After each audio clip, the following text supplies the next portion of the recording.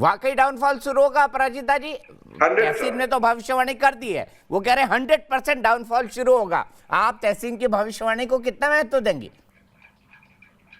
देखिए, ये दूरदर्शी और अंतर्यामी है, मैं क्या कहूं। स्कोरबोर्ड कहेगा।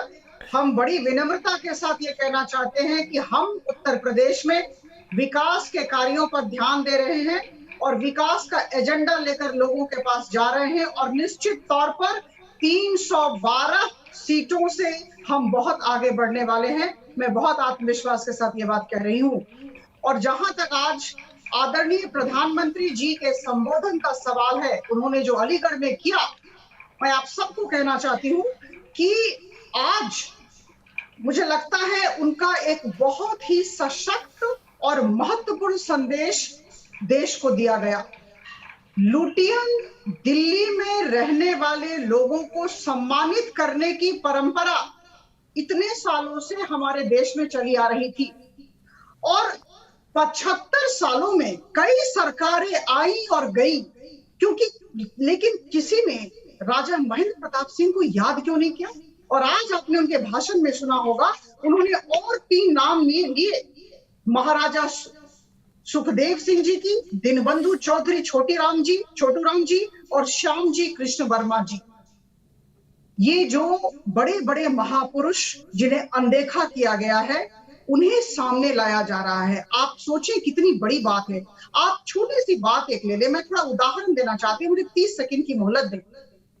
ये जो हम पद्मा अवार्ड्स देते थे, पद्म पुरस्कार देते आ रहे हैं, इतने सालों में हम देते आ रहे थे। हमें पता था कि इस देश में किन्हें मिलने वाला है, बड़े बड़े लोग, बड़े बड़े चेहरे, बड़े बड़े नाम। और आज के दिन देखिए, इन 7 वर्षों में मोदी जी ने उस परंपरा में परिवर्तन किया, बड़ा सकारात्मक परिवर्तन किया। और आज जो अनदेखे लोग हैं, जो उपेक्षित लोग हैं, जो अनजान हीरोज और हीरोइंस हैं, उन्हें चुन चुन के लाया जा रहा है और सबके समक्ष खड़ा किया जा रहा है। ये क्या छोटी बात है?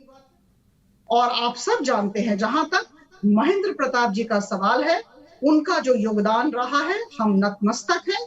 और आज मैं आदरणीय प्रधानमंत्री जी को बहुत धन्यवाद देना चाहती हूँ, भारत की नागरिक होने के तौर पर, कि उन्होंने ऐसे अनजान हीरो को सबके समक्ष प्रस्तुत किया।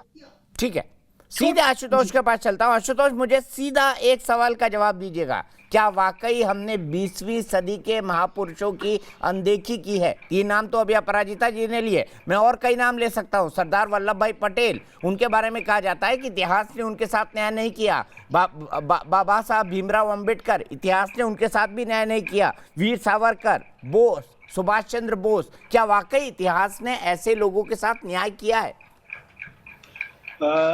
दीपक, सबसे पहले तो मैं अपराजिता जी ने जो शब्द का इस्तेमाल किया, अनजान, मैं उनको बता दूं कि राजा महेंद्र प्रताप कभी अनजान नहीं थे।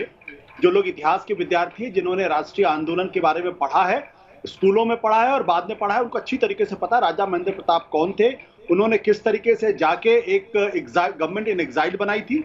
लेकिन यह एक अलग सवाल है। योगी आदित्यनाथ कह रहे थे भारत की स्वतंत्रता के आंदोलन की गाथा, और बहुत बड़े शब्दों में उसका इस्तेमाल कर रहे थे।